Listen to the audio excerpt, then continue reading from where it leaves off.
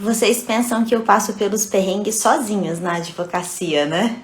Não, de jeito nenhum. Bom dia, peixes! Hoje a gente vai começar aqui com uma nova série a partir de convidados muito especiais que vão compartilhar também um pouco todo esse processo da advocacia que cada um passa.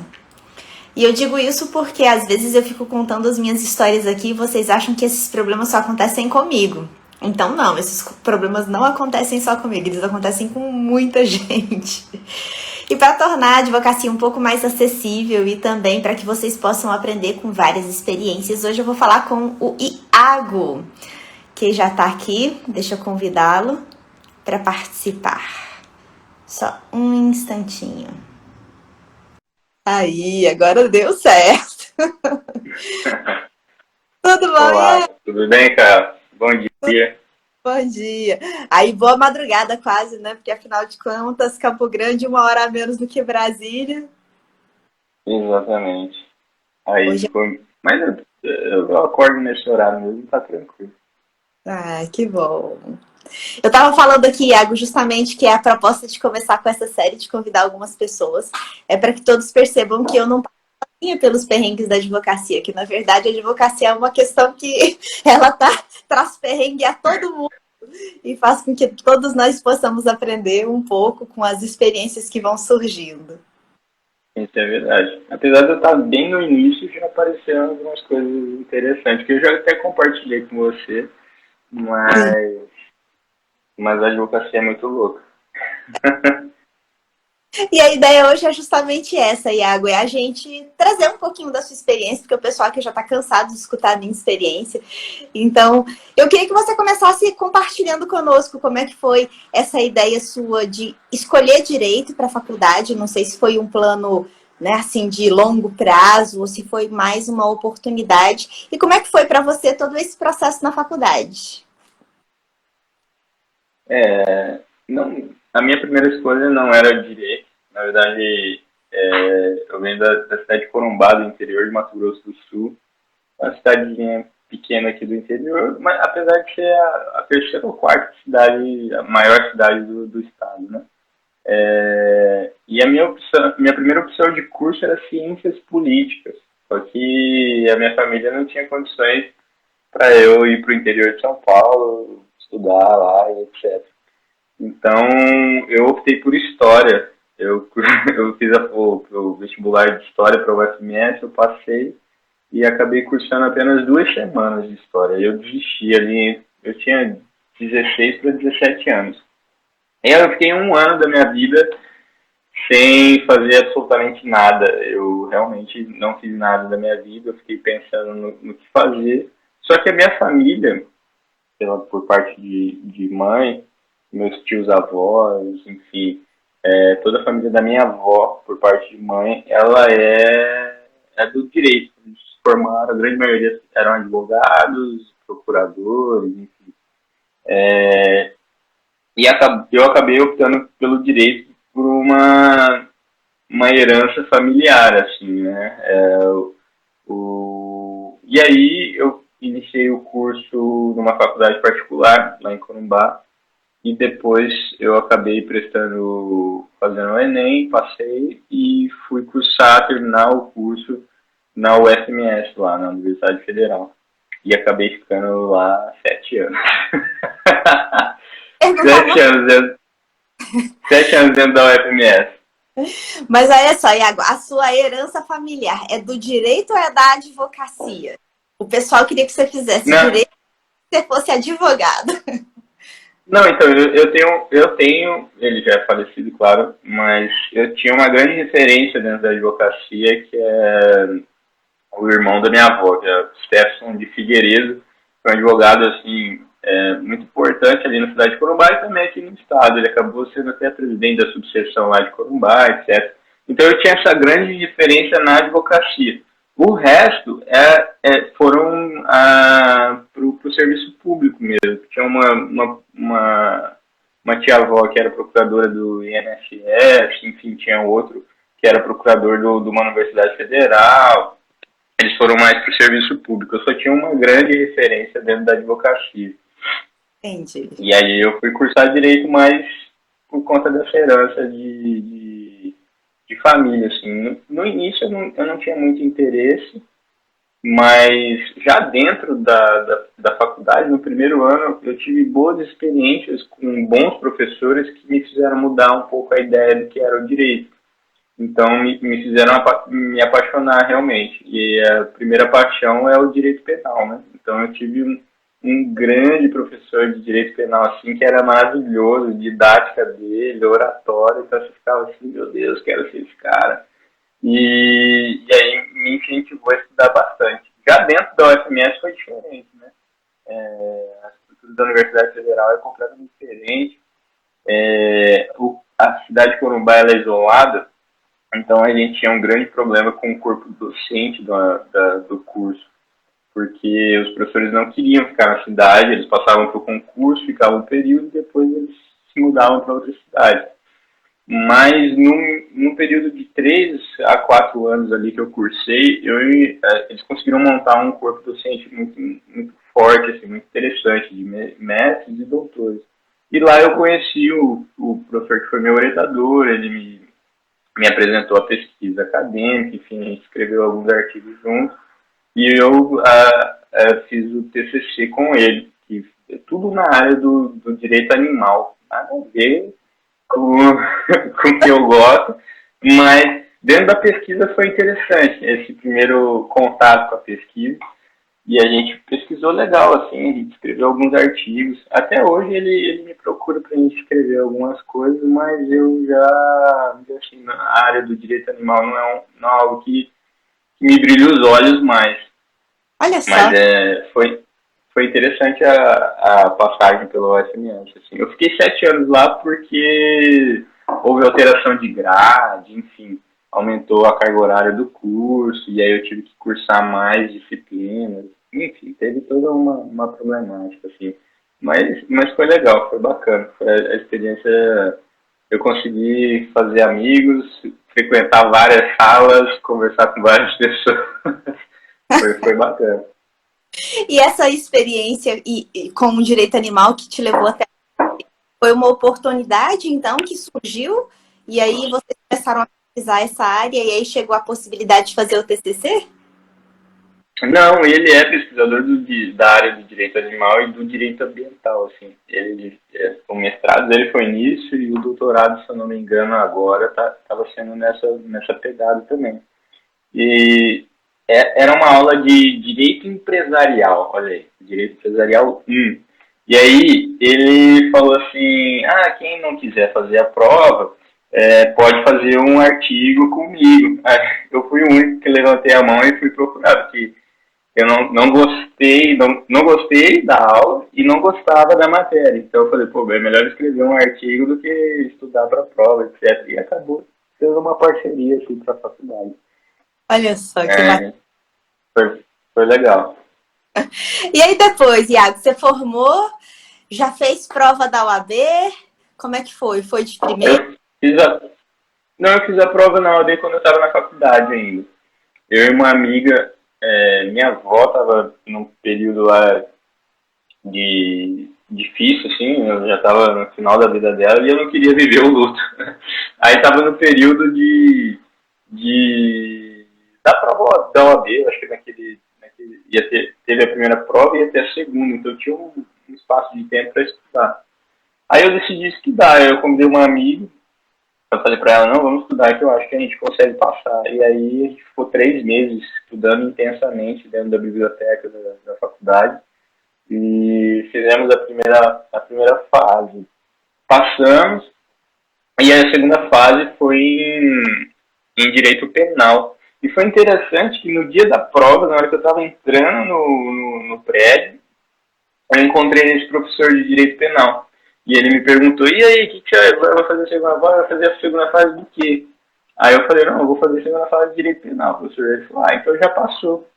E aí, quando acabou a prova, eu estava saindo, eu encontrei ele de novo. E aí ele perguntou, e aí, como foi a prova que caiu? Aí eu falei, caiu alegações de tráfico. Ele falou, então você tirou de letra. Porque realmente eu já estagiava na Defensoria Pública dessa época e numa Defensoria Pública Criminal. que atuava numa vara criminal. E lá em Corumbá, o que mais se vê é tráfico de drogas. Então, realmente foi fácil a prova. Para mim foi fácil. E aí a gente foi aprovado. Eu e essa amiga que estagiava no Ministério Público e também tinha uma bagagem interessante, assim, sobre alegações finais e de tráfico, né? Sim. E aí a gente passou na primeira prova. Mas aí, vamos só voltar aqui um pouquinho. Então, durante a faculdade, você acabou estagiando em alguns lugares também. Você pode contar um pouquinho? Sim, eu estagiei na Justiça Federal como voluntário durante 6 meses, fazendo juntada. Acho que todo mundo tem que passar por esse período aí de fazer juntada em processos físicos da Justiça Federal, que eu acho algo inaceitável, assim. E eu estagiei na Secretaria da Execução Fiscal, então, assim, eram processos absurdos de 8, 9 volumes. Eu odiava quando eu tinha que atender o balcão e o advogado pedia cópia integral do processo. Aí eu tinha que parar tudo, aí eu tinha que tirar cópia. Mas eu estagiei 6 meses na Justiça Federal, ali no 4º período.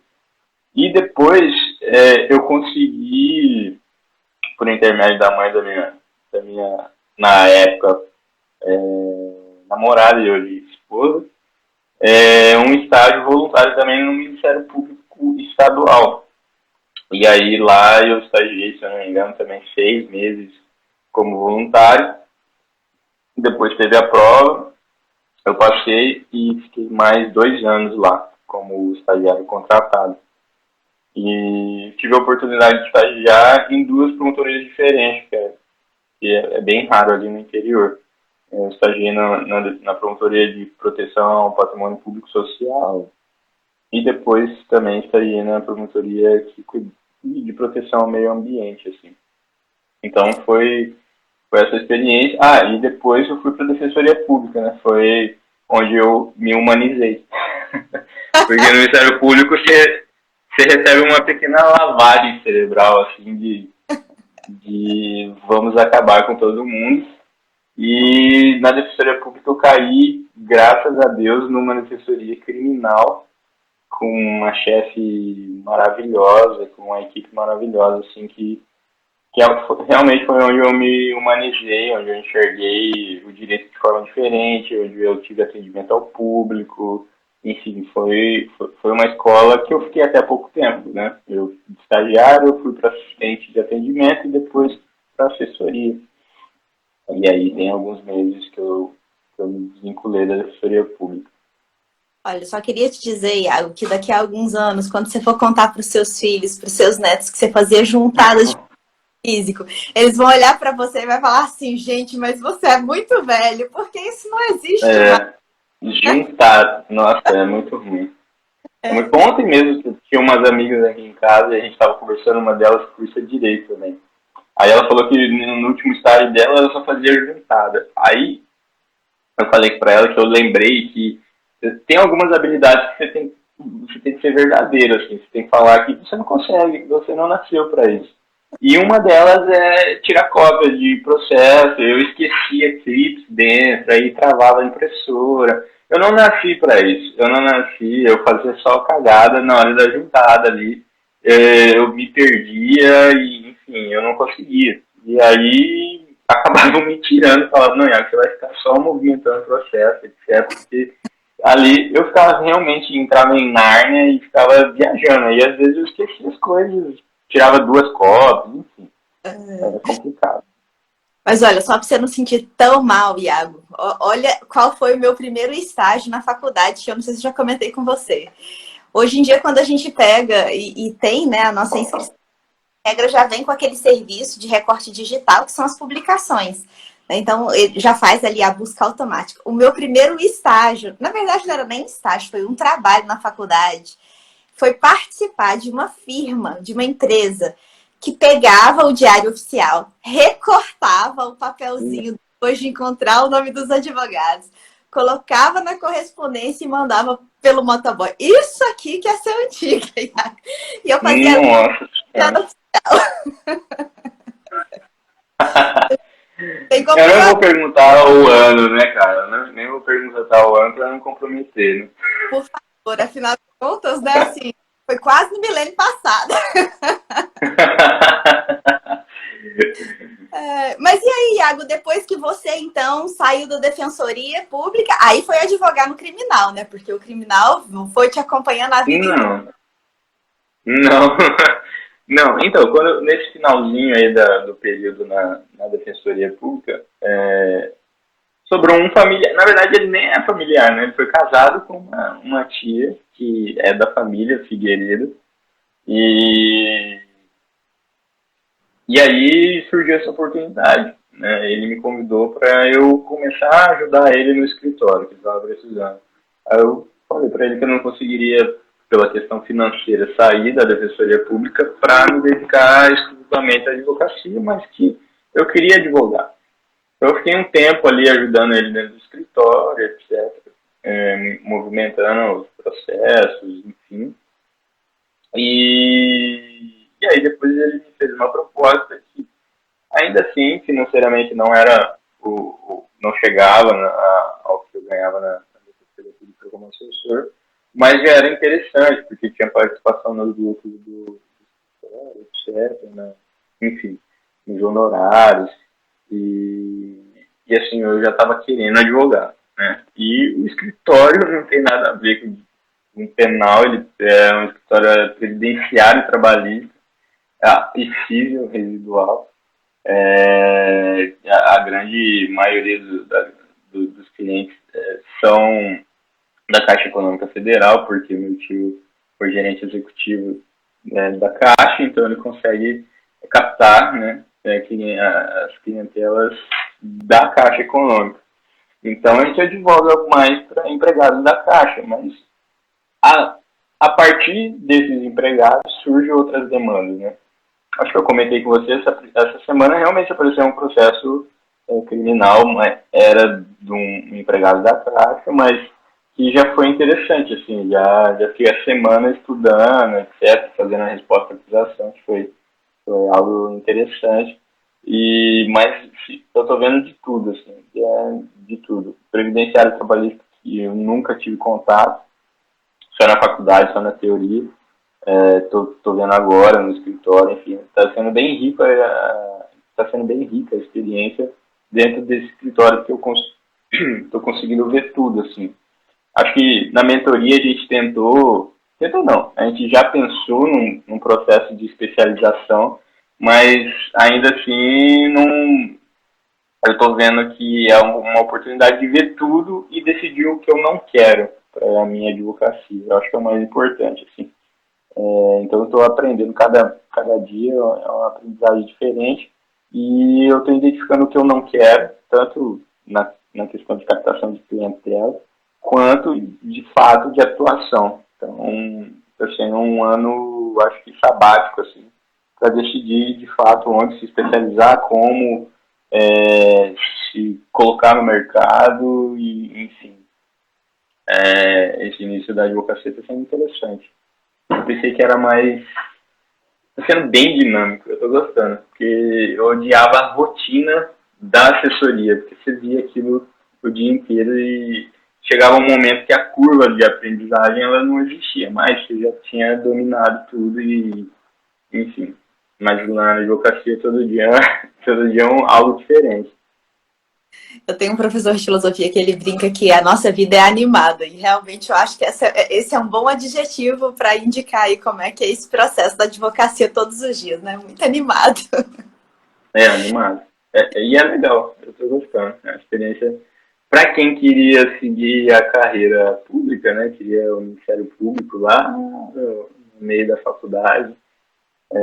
Hoje lidar com a advocacia é completamente diferente. Tem que ter visão de negócio, tem que entender um pouco de ferramentas digitais, e, enfim, tem uma evolução exponencial, assim, do direito e da própria advocacia, de fazer a advocacia como negócio. Sim. Iago, e lá atrás você estava comentando sobre a questão de quando você entrou na Defensoria Pública, você se humanizou, né?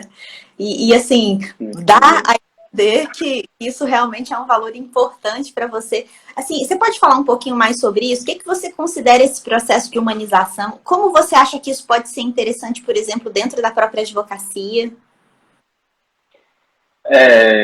Então, tem que fazer um resgate ali do que foi o estágio do Ministério Público. Não é uma crítica, mas acredito que, na verdade, né? Quem estagiou dentro do Ministério Público sabe um pouco, quem vivenciou já o Ministério Público por de trás, sabe um pouco como funciona a dinâmica assim, de atuação.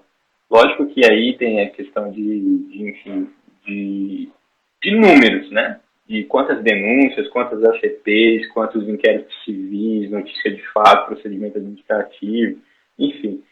Essa questão de números, eles têm que realmente dar volume para justificar o que é o Ministério Público. E era nisso que não tinha um processo de humanização nenhum. Né? Enfim, se olhava, não tem indício de autoria e materialidade, por exemplo, que tinha algumas denúncias que a gente tinha que fazer nos crimes ambientais, por exemplo. Não tinha, não existia.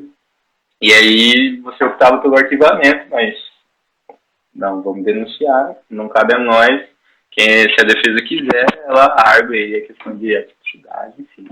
Então, não era um trabalho humanizado, você não enxergava o outro, né? Você enxergava apenas a máquina tentando dar funcionamento, tentando se, se autenticar ali dentro do processo. Só que quando eu fui para a Defensoria Pública, eu tive assim, um privilégio enorme. Lógico que no Ministério Público eu também tive esse privilégio de trabalhar com pessoas com a cabeça um pouco mais aberta, então a gente tinha liberdade de discutir. Mas na Defensoria Pública, a pessoa que eu trabalhei, a minha chefe até pouco tempo, foi uma pessoa assim, completamente diferente. Ela era militante, ela é militante do direito penal, então ela gostava do que ela fazia. Quando eu cheguei lá, a proposta dela era se tornar o melhor gabinete de direito penal do Estado. Então, ela dava uma estrutura diferente. Ela tinha um olhar diferente para o assistido e isso foi gradativamente me humanizando, né? As conversas, ao próprio atendimento, você entendia que muitas vezes quem estava ali era a mãe do preso, era o pai, enfim, eram os familiares. Então, no olhar dentro do processo penal, eu via que atingia milhares de pessoas além do réu. Então, a gente via as dores da família, a gente enfrentou muita coisa com violência policial. Então, eu comecei a enxergar, lógico que tem uma história com a minha mãe dentro da assistência social que eu já vivenciava e já me humanizava, mas dentro da Defensoria Pública, com o direito penal, foi mais intenso. Assim, foram 2 anos, se eu não me engano, até a gente vir para a capital. Então, me fez criar habilidades de atendimento ao público, de jogo de cintura, realmente resolver muitas situações ali na hora.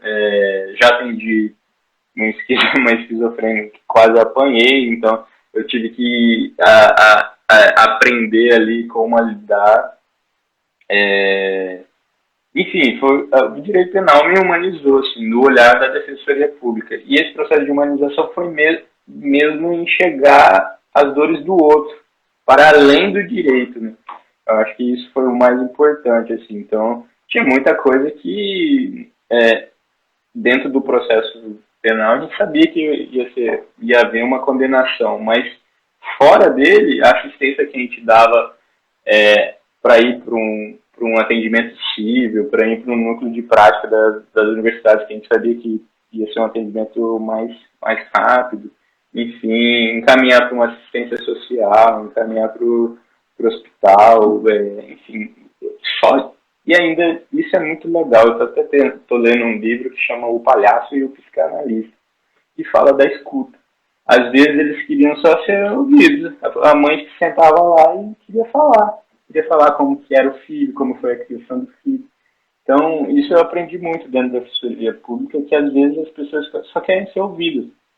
E isso era muito gratificante para eles. Eles ficavam assim, eles falavam, pô, nunca ninguém deixou eu falar, porque realmente era algo, é algo industrial, né? Sentou, o que você quer, blá, blá, blá, 2 minutos, tchau, ninguém, você vai embora. E lá nesse gabinete era diferente. Essa defensora pública, ela queria fazer diferença. Então, a gente sentava, a gente escutava, a gente direcionava tudo que a gente ouvia, a gente conseguia direcionar. E isso foi um processo de humanização assim, intenso, absurdo. Quantas vezes eu já não chorei dentro do gabinete. E eu e ela. E aí isso eu trouxe para minha vida, né? Hoje, dentro da advocacia, pode ser utópico, pode ser meio sonhador, mas realmente. E aí eu encontrei você, né? E você me mostrou que dá para fazer uma advocacia com ética e com verdade e humanizada. Que vai além dos ganhos materiais, né? Vai no impacto positivo dentro da vida das pessoas, da pessoa que bate a sua porta e quer uma ajuda, né? Então, eu trouxe isso para a advocacia, para minha vida, na verdade, e daí não teve preço para mim. Então, eu enxergo uma advocacia desse jeito, de muito além, muito além, muito além de qualquer ganho material, muito além de qualquer valor de honorários. Porque, na verdade, a gente percebe que quando nós atuamos de maneira humana, a gente está tratando com o ser humano, né? Então, é outro patamar de relacionamento que a gente tem e também de possibilidade de atuação. Isso é muito Acho que bacana. você teve um texto que você falou que era os clientes viram seus amigos, né? Acho que isso é muito interessante. Realmente, você tem que fazer com que os seus clientes virem seus amigos. Se eles não forem, já o forem, né? Que eles se tornem. E para mim essa frase é muito impactante, assim, realmente é o que eu quero, que meus clientes virem meus amigos. Iago, agora sim, para encaminhando para o final, queria que você compartilhasse um pouquinho de perrengue, assim, que você falou, poxa, esse daqui é para eu levar para a vida, para nunca mais fazer de novo, ou se não, um grande você teve, ou se não, uma situação assim que você acha que para esses que estão também nessa labuta, né, de tentar encontrar dentro de todas essas possibilidades do direito, uma forma de atuar que respeite as suas próprias visões, os seus próprios princípios, eles possam olhar e falar assim, nossa, olha que interessante isso que o Iago falou, que pode ser que eu passe por algo parecido também. Acho que eu comentei que eu estou bem no início da advocacia, assim, eu atendi poucos clientes até agora, eu estou mais fazendo a manutenção da carteira do escritório. Mas uma cliente que apareceu bem no início da advocacia foi que me marcou muito do que não fazer, né? Do que não fazer. Eu lembrei de você na hora, falando de contrato, tem que assinar o contrato, tem que estar especificado no contrato absolutamente tudo. Acho que eu comentei, né? Foi a cliente que pediu para que o contrato fosse alterado para o êxito, né? Mas aí ela queria. Aí depois eu fui entender que ela queria o êxito, porque ela já sabia que ela não tinha direito. Então ela começou todo o atendimento numa mentira, né? Que era uma questão de aposentadoria de professores e especialistas em educação. Tem toda uma dinâmica de sucessivas mentiras dentro do atendimento que me faltou experiência para fazer as perguntas certas. E depois de ajuizado, aí que ela foi dizer que, na verdade, e ainda piorou, acho que eu não contei isso para você, ela falou que tinha um desentendimento pessoal com a juíza na qual foi distribuída a ação. Então, assim, piorou tudo, assim. Ela falou, não, eu já me desentendi numa audiência com essa... Ela não gosta de mim. Eu falei, puta, meu Deus. Mas, enfim, mas esse nem foi o problema. Foi o problema dela falar depois que, na verdade, ela não era professora. Então, não tinha direito à aposentadoria especial. Mas ela era especialista em educação. Enfim, a gente já tinha juizado a ação. Foi um estudo legal, não foi só feito por mim, foi feito pelos outros advogados do escritório, etc.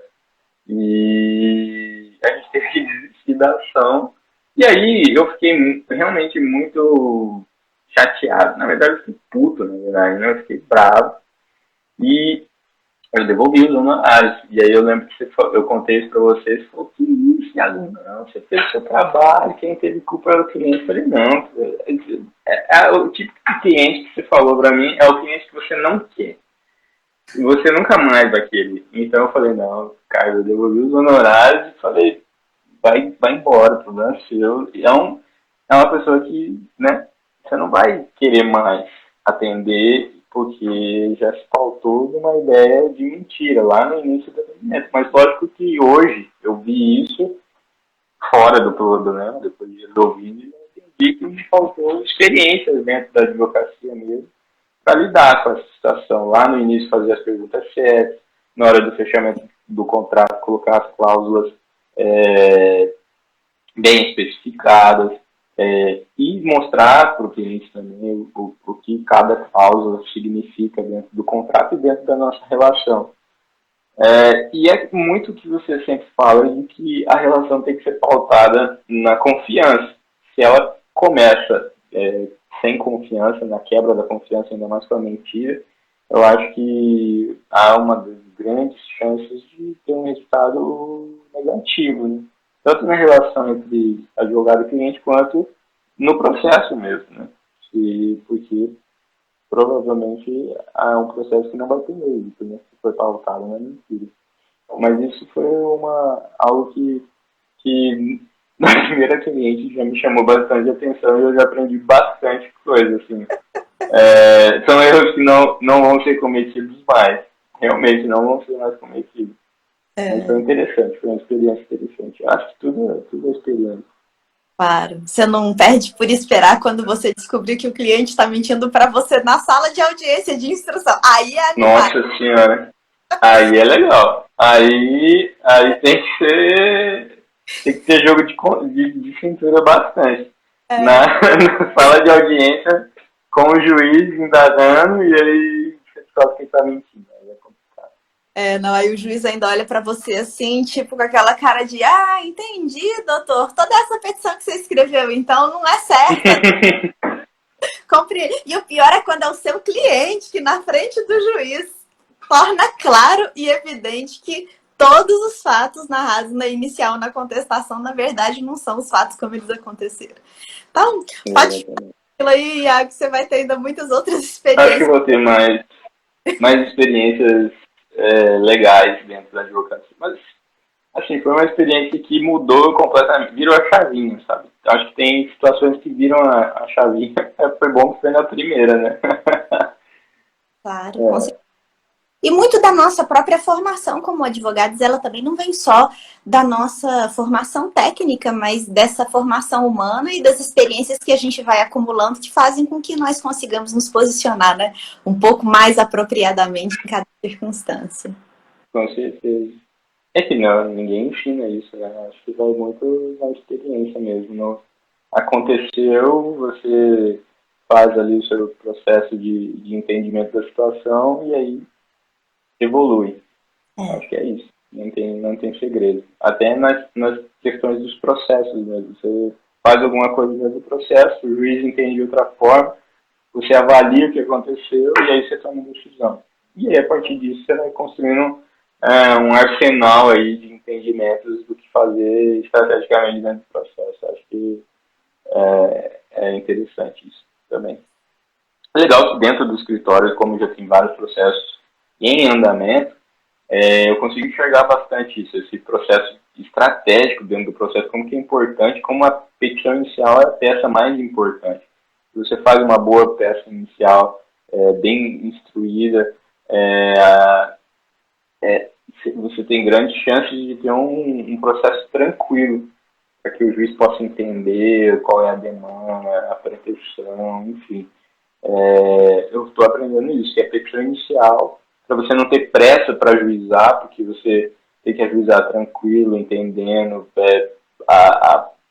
compreendendo todas as teses que você vai apresentar, não ajuizar com pressa e demonstrar para o cliente que você tem um prazo ali para você ajuizar, depois que você avaliar todos os documentos, fazer novas perguntas, entender o caso profundamente. Eu aprendi isso dentro do escritório. E a peça inicial é a peça mais importante do processo. Sim. Que a partir dela é que vai escolher os resultados ali. Apesar de, né, é igual meu professor de processo civil falava, né, cabeça de juiz é igual bumbum de neném, né? Só sai merda. Então, tem que, aí vai da batalha mesmo dentro do processo. Sim, essas instruções iniciais, elas são imprescindíveis, até porque, às vezes, se a gente não junta uma prova específica na inicial, ou mesmo na contestação, né, quando a gente está pela outra parte, ali vai estar precluso e acabou, não tem mais condição de se juntar, vai desentranhar, então, esse momento é muito, muito importante. Eu vi a diferença nisso, porque na defensoria porque você não tinha tempo, né, não sei quantos atendimentos por dia, não sei quantas iniciais você tinha que fazer algo bem modelo, trocar nome, etc. e mandar. É uma diferença muito grande para a advocacia, onde você tem realmente um tempo maior para você estudar, para você entender, para você fazer bem feito. Teve que mudar também a chavinha nesse aspecto. Sim. Porque na defensoria pública era vamos ajuizar logo porque tem que ajuizar, entendeu? Era bem diferente. Iago, para a gente encerrar, você quer falar mais algum ponto de sugestão para quem vai ver aqui depois a gente, ou quem está vendo agora? E só lembrando, pessoal, toda essa nossa conversa vai ficar gravada aqui no meu feed, também vou compartilhar com o Iago. E aí, se vocês quiserem também compartilhar com outra pessoa, esse é peãozinho que fica aí embaixo, que vocês podem mandar direto. Se vocês tiverem mais perguntas para o Iago, pode deixar aí nos comentários, que aí eu repasso para ele também poder voltar aqui mais vezes.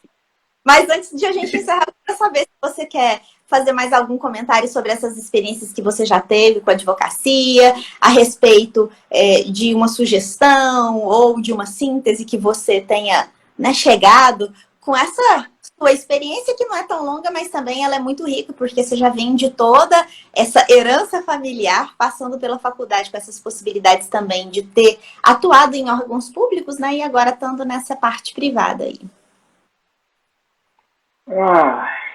Você me pegou de calça curta. Eu não sei se eu tenho alguma conclusão para ser feita, assim. Eu acredito que para mim a advocacia está sendo algo que está me mudando como ser humano mesmo. Foi uma escolha muito bem pensada, esse processo de sair de um órgão público para me jogar na advocacia. A Carla, que me acompanha lá do início da pandemia, nesse processo de decisão, será que eu saio, será que eu não saio, questão financeira, etc. Eu acho que é uma mensagem para aqueles que estão na assessoria e querem advogar, mas estão com medo, assim, de começar. Eu acho que tem que ir com medo mesmo, né? Não, eu tô muito com medo, assim. Eu acho que o medo é importante, porque te faz ter de, às vezes, colocar a razão à frente e tomar decisões muito bem pensadas, né? Esse processo de decisão de sair da Defensoria Pública, da assessoria da Defensoria Pública para ir para o escritório do meu tio, foi algo muito bem pensado, né? Questão financeiramente também, mas muito mais de propósito, assim. Eu de fato não achei meu propósito ainda dentro do direito, na advocacia também, estou à procura, mas esse início já está me dando um gostinho, assim, de que foi uma escolha acertada, de que a advocacia, para aqueles que são mais sensíveis, assim, eu não gosto muito dessa advocacia gananciosa, sabe? Eu já me afastava da advocacia por causa disso, porque eu achava que era algo tipo nadando em mares vermelhos, né? Onde grandes tubarões comem pequenos peixes e você sai sangrando.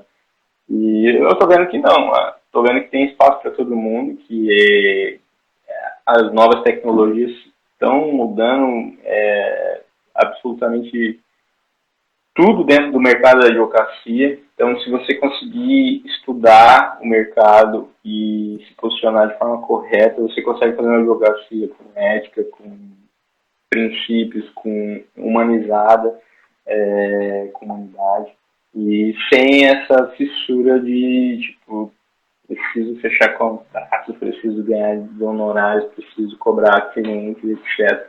Você consegue fazer algo sustentável, que você consegue ganhar realmente o seu dinheiro e viver bem, viver feliz, sem noia, né? Sem loucuras. E eu tô vendo que dá pra fazer isso, tô vendo que é um caminho a longo prazo, não é um caminho a curto prazo para ansiosos como eu. É difícil entender isso. Mas eu tô vendo que dá pra fazer, dá pra acontecer. Tem que ir devagarzinho, tem que ir pensando, tomando as decisões certas.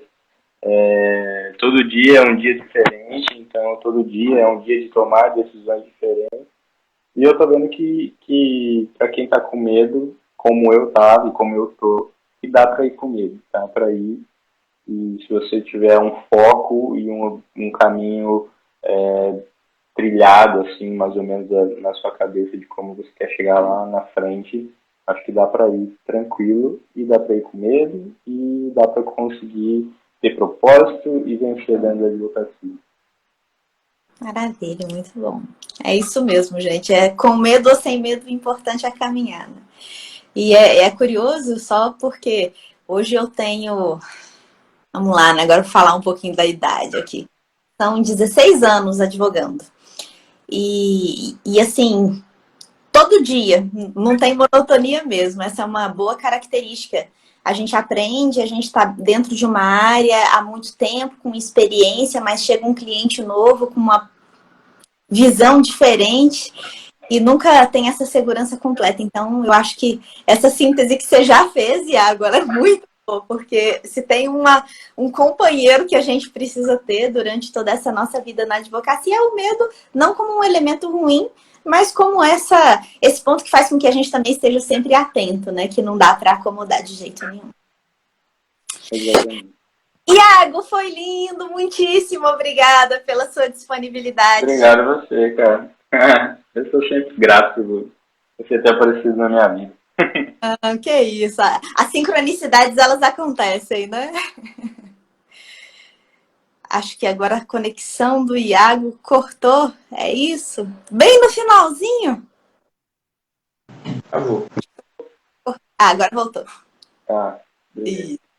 Não, eu que sou grato por você ter aparecido na minha vida. Muito obrigado pela oportunidade. E eu acredito que é uma parceria para a vida toda mesmo. Isso aí é verdade. Estamos juntos, né? Como o pessoal fala. Tamo junto. Bom, pessoal, e aí para os demais, só lembrando então que essa live vai ficar salva aqui no meu feed, também compartilho ela com o Iago. Se vocês tiverem qualquer dúvida, se quiserem fazer mais algum comentário, podem deixar aqui pra gente. E lembrando que o aviãozinho é para compartilhar essa live com quem não pôde estar presente e assistir depois. Então, desejo a todos uma ótima semana, que a gente tenha aí muitas alternativas e opções para advogar e para crescer um pouquinho mais. De novo, Iago, muitíssimo obrigado e até a próxima. Até a próxima. Tchau, tchau, cara. Tchau, tchau. Tchauzinho, gente.